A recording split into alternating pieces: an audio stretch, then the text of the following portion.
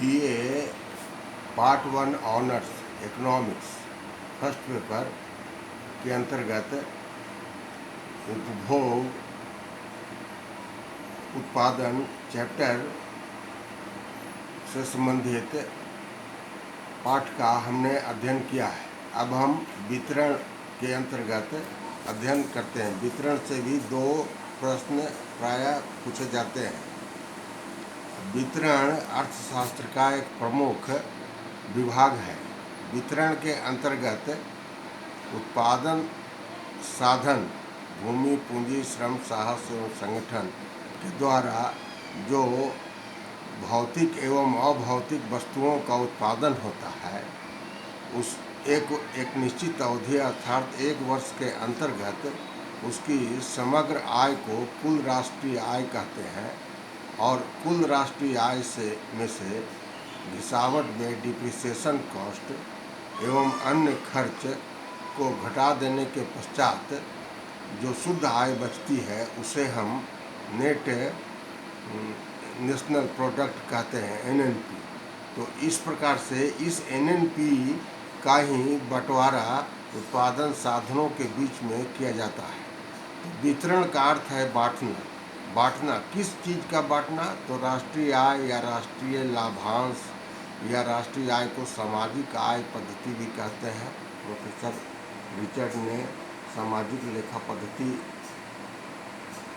कह करके राष्ट्रीय आय को परिभाषित करने का प्रयास किया है। इस प्रकार से वितरण शुद्ध राष्ट्रीय आय का उत्पादन साधनों के बीच में होता है। वितरण से संबंधित एक प्रमुख समस्या है कि न सिर्फ उत्पादन की समस्या देश में है, बल्कि किस प्रकार से सामाजिक न्याय की प्राप्ति के लिए अर्थात समानता एवं न्याय के दृष्टिकोण से राष्ट्रीय आय का वितरण किया जाना चाहिए। तो प्रश्न यह है कि राष्ट्रीय आय किसे कहते हैं? ग्रॉस डोमेस्टिक प्रोडक्ट, जीडीपी तथा एनएनपी क्या है? राष्ट्रीय आय के संबंध में प्रसिद्ध अर्थशास्त्रियों का क्या परिभाषा है, क्या मत है? और राष्ट्रीय आय के माप किस प्रकार से की जाती है? राष्ट्रीय आय को मापने में प्रमुख कठिनाइयाँ क्या क्या है?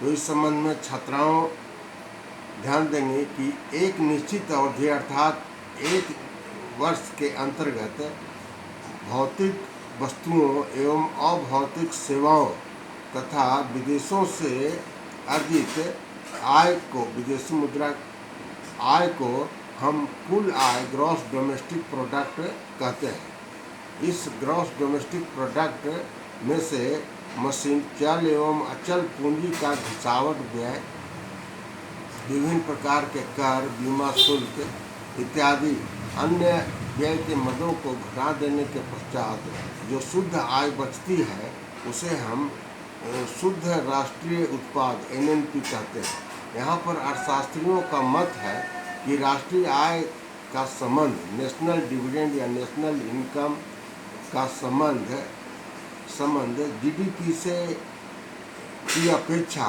एनएनपी से है। राष्ट्रीय आय एनएनपी का ही वितरण उत्पादन के साधनों के बीच में किया जाता है। प्रोफेसर मार्शल ने परिभाषा, राष्ट्रीय आय की परिभाषा देते हुए बताया है कि एक निश्चित अवधि के अंतर्गत भूमि पर श्रम एवं पूंजी जैसे उत्पादन साधनों का प्रयोग करने के फलस्वरूप भौतिक एवं अभौतिक वस्तुओं की जो कुल उत्पत्ति होती है उसे हम राष्ट्रीय आय कहते हैं।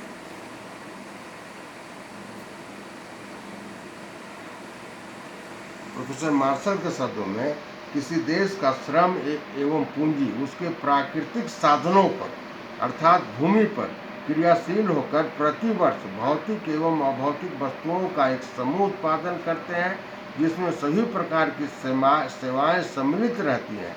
यह देश की वास्तविक विशुद्ध वास्तविक आय या राष्ट्रीय लाभांश है।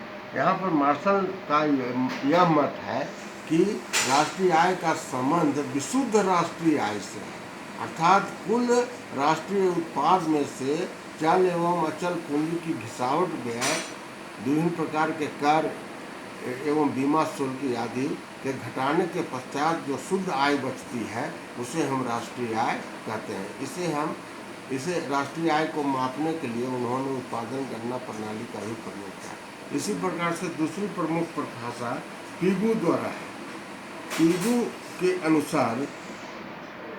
पीगू के अनुसार राष्ट्रीय लाभांश किसी समाज की वस्तुनिष्ठ अथवा भौतिक आय का वह भाग है जिसमें विदेशों से प्राप्त आय भी सम्मिलित होती है, जिसकी मुद्रा के रूप में माप कर सकते हैं। इसके अंतर्गत प्रोफेसर पीगू ने राष्ट्रीय आय की माप के लिए आय गणना प्रणाली का प्रयोग किया है और उन्होंने बताया है कि एक देश एक निश्चित अवधि या किसी देश में जो भौतिक एवं अभौतिक वस्तुओं का उत्पादन होता है उसकी मुद्रा रूपी मापदंड के द्वारा मापने के फलस्वरूप जो आय उत्पन्न होती है उसे हम राष्ट्रीय आय कहते हैं। इसके अंतर्गत उन्होंने कहा कि अगर कोई व्यक्ति अपने नौकर या नौकरानी को 5,000 रुपया आय प्रदान करता है मुद्रा के रूप में, तो उस नौकर या नौकरानी की आय भी राष्ट्रीय आय के अंतर्गत सम्मिलित की जाएगी और विदेशों से मुद्रा के रूप में अर्जित आय को भी राष्ट्रीय आय में शामिल किया जाएगा। इस प्रकार से यह जो प्रोफेसर पीगू की परिभाषा है और वह आय गणना प्रणाली कहलाती है। इस परिभाषा में जैसे कई प्रकार की खामियां हैं। राष्ट्रीय आय से संबंधित इस प्रकार की परिभाषा में डबल काउंटिंग, राष्ट्रीय आय की दोहरे माप की कठिनाई की समस्या पाई जाती है। इसी प्रकार से प्रोफेसर इरविंग फिशर है, उन्होंने राष्ट्रीय आय की परिभाषा देते हुए बताया है कि वास्तविक राष्ट्रीय आय अथवा वास्तविक राष्ट्रीय आय वार्षिक शुद्ध उत्पादन का वह भाग है जिसका उस वर्ष के अंतर्गत प्रत्यक्ष रूप से उपभोग किया जाता है।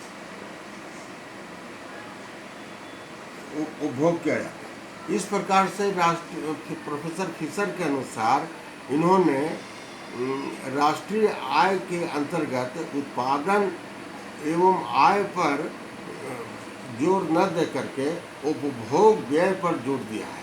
उन्होंने कहा है कि यदि कोई मकान 20 लाख रुपए का है और